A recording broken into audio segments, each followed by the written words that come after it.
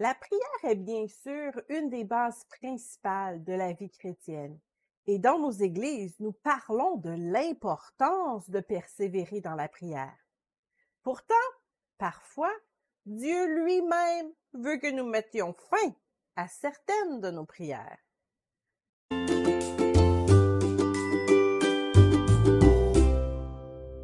Priez sans cesse, dit 1 Thessaloniciens 5,17. Un des plus petits versets de la Bible, mais qui est une des recommandations les plus importantes. Évidemment, cela ne veut pas dire de rester dans notre chambre à genoux sans arrêt à prier.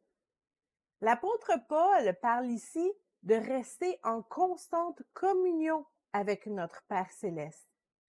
Une des formes de prière est effectivement de discuter avec Dieu, de l'impliquer dans toutes nos décisions et de suivre sa direction.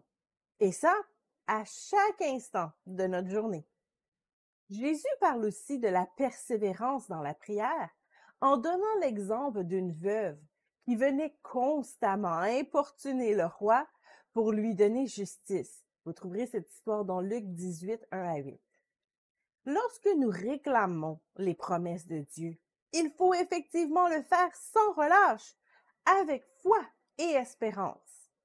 Lorsque nous sommes malades, par exemple, il est bon de persévérer dans la prière, dans notre communion avec Dieu, jusqu'à l'accomplissement de la promesse de guérison dans notre vie. Et il en va de même pour la délivrance et pour la provision. Mais il y a aussi des moments où il faut mettre fin à nos prières. C'est le cas des prières qui sont faites sans la foi. Lorsque nous demandons quelque chose à Dieu et que cette chose est dans la volonté de Dieu, nous savons qu'il nous l'accorde. C'est ce que dit 1 Jean 5, le verset 15. Nous pouvons donc arrêter de demander et commencer plutôt à déclarer. Si nous demandons la guérison encore et encore, c'est comme si nous n'avions pas la foi que la première fois que nous l'avons demandé, que Dieu nous a vraiment entendus. Non, la main de l'Éternel n'est pas trop courte pour sauver, ni son oreille trop dure pour entendre. Ésaïe 59, verset 1. Nous pouvons donc lui rappeler ses promesses de guérison, le remercier à l'avance, déclarer notre guérison dans l'esprit et combattre l'ennemi en le remettant à sa place, c'est-à-dire vaincu par le sang de Jésus. Si vous demandez quelque chose à Dieu et que vous ne croyez pas qu'il vous l'a donné, vous manquez de foi et vous n'aurez pas la réponse à votre prière, comme le dit Jacques 1, verset 6. Dans ce cas, il faut donc arrêter de prier et commencer plutôt à déclarer.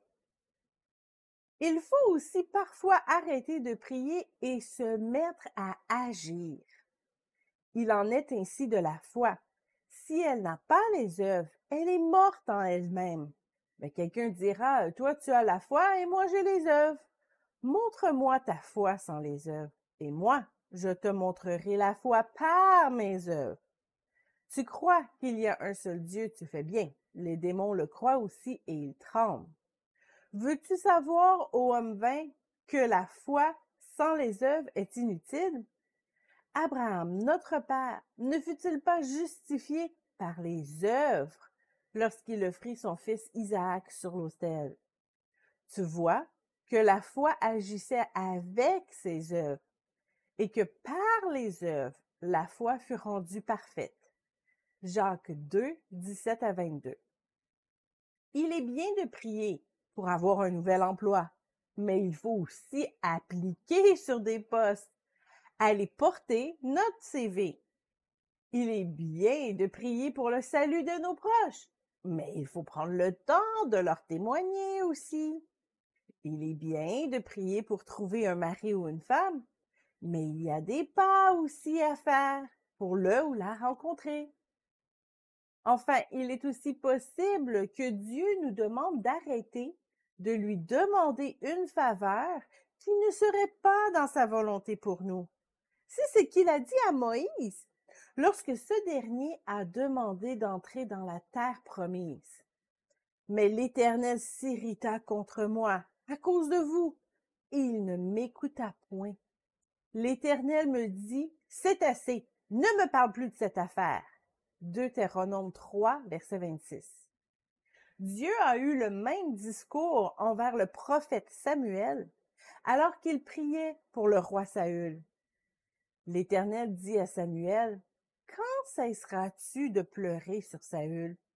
Je l'ai rejeté, afin qu'il ne règne plus sur Israël. Remplis ta corne d'huile et va. Je t'enverrai vers Isaïe, Bethléemite, car j'ai vu parmi ses fils celui que je désire pour roi. » 1 Samuel 16, verset 1.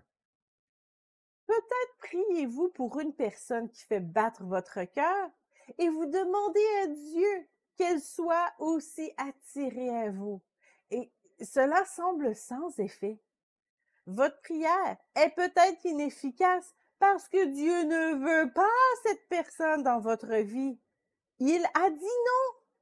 Dans l'Ancien Testament, nous avons l'exemple d'une prière insistante qui a mal terminé. Le roi Ézéchias avait reçu le message de la part de Dieu qu'il allait mourir. 2 Rois 20, verset 1. Or, il n'avait pas d'héritier. Au lieu de se soumettre à la volonté de Dieu, sachant que notre Père sait ce qu'il fait. Mais non, il a insisté pour avoir quelques années de plus, le temps d'avoir un héritier. Et puisqu'il insistait, Dieu a accepté. Le roi a eu un héritier, effectivement. Mais ce fils, le roi Manassé, a été un des pires rois que le peuple d'Israël a connu. Vous irez voir ça dans 2 Rois 21. Il a entraîné le peuple à commettre des actes abominables aux yeux de Dieu. Parfois, il faut arrêter de demander à Dieu des faveurs et croire que ce qu'il nous promet est suffisant et qu'il nous comblera pleinement.